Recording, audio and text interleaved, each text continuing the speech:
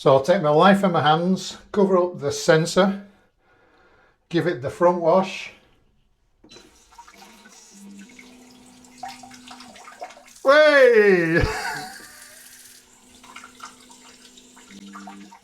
Also comes with a shower facility. I think that's installed.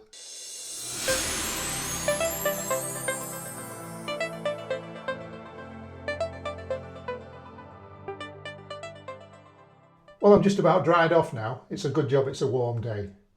Hi, I'm Chris and welcome to the Handyman at Home channel.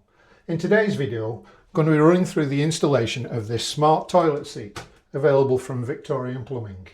There'll be another video where I go through all of the functions, but today we're just going to focus on what you need to do to install it. And the good news is you can install it on almost any standard toilet. Anything with standard fittings, you can fit it. So you don't need to spend a huge amount of money on some expensive Japanese toilet to keep up with the Joneses. So the first thing you need is a cold water supply, and that's not to flush the toilet, that's actually for the spray on the smart toilet seat. So what we've got here is a cold water feed through a 90-degree isolating elbow. It just helped with the arrangement here. And then behind this filter there's a T-valve. Now if you've got a toilet that needs a cold water feed into the cistern externally, then you would connect that cold water feed on the other end of the T. Whereas here we've got a wall-hung toilet with a concealed cistern, so the cold water supply to the cistern is behind the wall here. So we've just got it capped off. So the principle is you've got cold water comes through the filter, through this flexible pipe which connects to the smart toilet seat and provides the spray to do the business, shall I say. It's very important to make sure you get the filter on the right way around so that the flow through the filter matches the label, which has got an arrow on showing the correct flow direction. Fitting the toilet seat is pretty straightforward. The first thing we have to do is fit this bracket. Now it uses the standard mounting holes that you'll find on most toilets. Just as an example, these are 160 millimeters apart. But as you can see, there's quite a degree of adjustment. I'll see if I can find on the documentation how much adjustment you can get. But there's a fair amount of adjustment to allow you to get this positioned pretty well. Another point to note is that the fittings supplied with a smart toilet seat, we found tended to pull out slightly from the holes during the tightening process. So we ended up using a slightly different fixing. Same philosophy, causes the thing to compress when you tighten it up, but it was made out of more of a hard plastic. Anyway, that's what our experience was. Yet another point to note is that the plastic bracket has like moulded teeth, almost like a series of cogs. In the instructions it shows these metal brackets being mounted the other way up. And that doesn't seem to make sense to me because they've got a corresponding ridge which sits nicely in these teeth. So we've chosen to fit it the other way, so with the ridge of the metal plate pointing downwards. I'll show the picture in the instruction leaflet and hopefully you'll get an idea of what I mean. So the key thing then is to position this plastic bracket so that the seat sits nicely on the bowl. I've also found that if you've got a nice flat surface and the correct size piece of wood, you can use that to make sure you've got the bracket square to the toilet seat, because otherwise it's quite noticeable when it's slightly off. Okay, with no more ado, we'll get that tightened up. Pardon me if my arm gets in the view of the camera shot.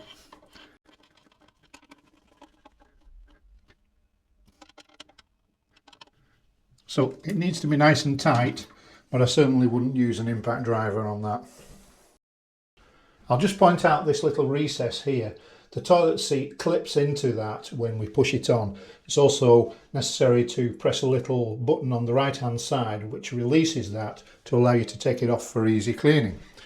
So here, I don't know if you can see that, there's a little hook that catches into the bracket, and by pressing this button like so, it releases the hook and allows you to pull the toilet seat back off.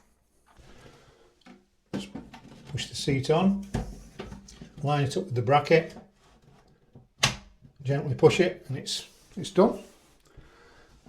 Now it's worth checking that it's positioned okay. To remove it, we just find the little button which is directly underneath the flex on the right hand side, push it in, then it comes straight off. So now we need to connect the cold feed into the toilet seat inlet, and we do that just by pushing the white flexible pipe into this 90-degree fitting on the seat. It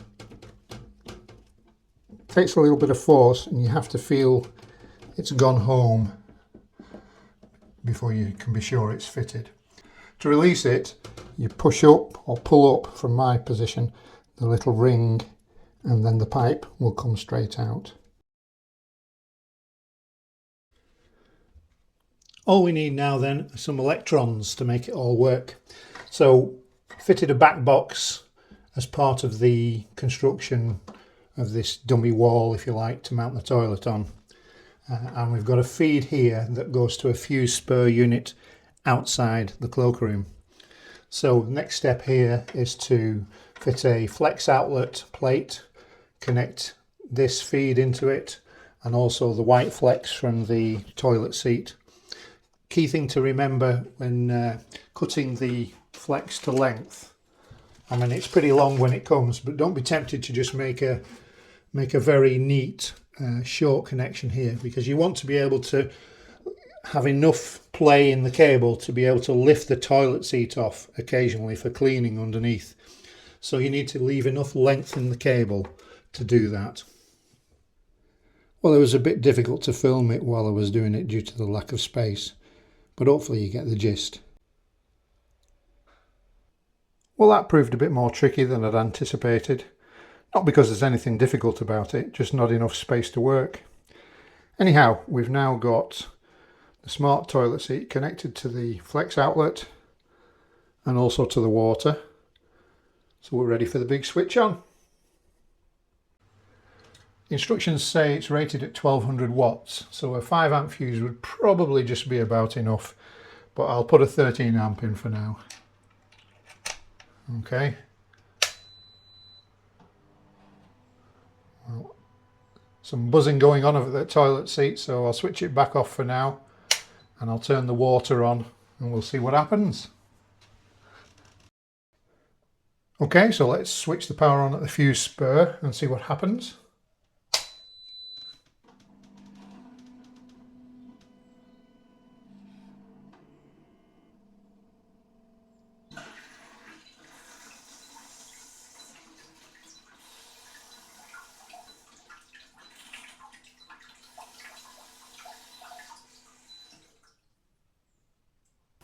All very exciting.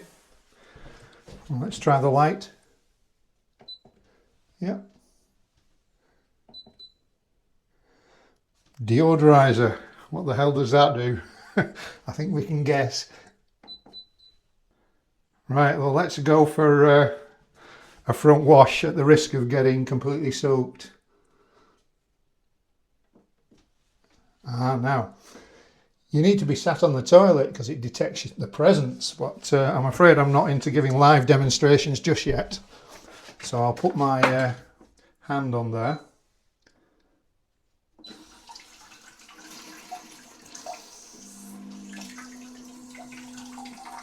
Way! Yeah, well and truly soaked. Let's see what happens with the rear.